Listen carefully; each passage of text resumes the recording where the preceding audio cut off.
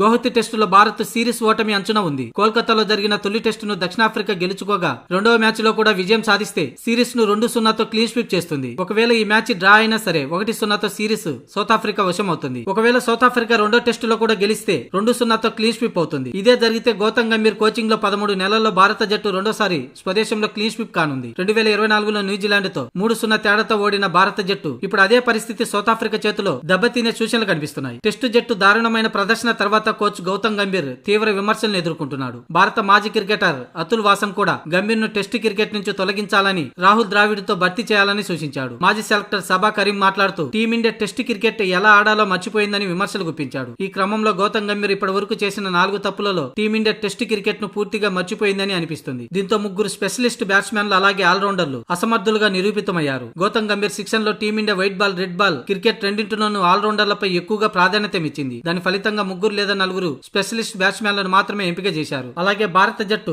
మొదటి మ్యాచ్ లో ముగ్గురు బ్యాట్స్మెన్లు స్పిన్ పిచ్ పై పెద్దగా రాణించలేకపోయారు. 4 నుంచి 7వ స్థానంలో ఉన్న బ్యాట్స్మెన్లు పరుగులు సాధించడం కోసం తీవ్రంగా కష్టపడుతున్నారు. గంభీర్ శిక్షణలో టీమిండియా నెంబర్ 3 బ్యాటింగ్ స్థానం ఇంకా స్థిరపడలేదు. ఆ స్థానాల్లో మార్చి ప్లేయర్లను దింపుతుండడం ఆందోళన కలిగిస్తుంది. ఇక టీమిండియా కూడా వికెట్లు తీసే ఫింగర్ స్పిన్నర్ల కొరతను ఎదుర్కొంటుంది. 2013 నుంచి 23 వరకు ఆసియా పరిస్థితుల్లో భారత జట్టు ఆధిపత్యం చెలాయించడంలో రవిచంద్రన్ అశ్విన్, రవీంద్ర జడేజా స్పిన్ దయం పాత్ర చాలాగా పోషించారు. ఆ తర్వాత టీమిండియాకు మెయిన్ స్పిన్నర్ లేకుండా పోయింది. స్పిన్ ఆల్రౌండర్ల పైన ఎక్కువగా దృష్టి పెట్టడం వల్ల ఫింగర్ స్పిన్నర్ల కొరత ఏర్పడింది. జులై 2024లో గౌతమ్ గంభీర్ ప్రధాన కోచ్ గా నియమితులయ్యాడు. అతని శిక్షణలో భారత జట్టు బంగ్లాదేశ్ ను 2-0 తేడాతో ఓడించింది. న్యూజిలాండ్ 36 సంవత్సరాలుగా భారత్ లో టెస్టు మ్యాచ్ గెలవలేదు. కానీ గంభీర్ శిక్షణలో ఏకంగా 3-0తో క్లీన్ స్వీప్ చేసింది. 12 సంవత్సరాల తర్వాత భారత జట్టు స్వదేశంలో సిరీస్ ఓటమిని చవిచూడడం ఇదే. ఇక న్యూజిలాండ్ చేతిలో ఓడిపోయిన తర్వాత 13 నెలల తర్వాత కోల్కతాలో దక్షిణాఫ్రికా చేతిలో భారత టెస్టు మ్యాచ్ లో ఓడిపోయింది. ఆ జట్టు చివరిసారిగా 15 సంవత్సరాల క్రితం భారత్ లో విజయం సాధించింది. కానీ ఆ రికార్డును కూడా కోల్పోయింది టీమిండియా. ఇక ఇప్పుడు రెండో మ్యాచ్ లో కూడా ఓడిపోతే 25 సంవత్సరాల తర్వాత భారత్ లో దక్షిణాఫ్రికా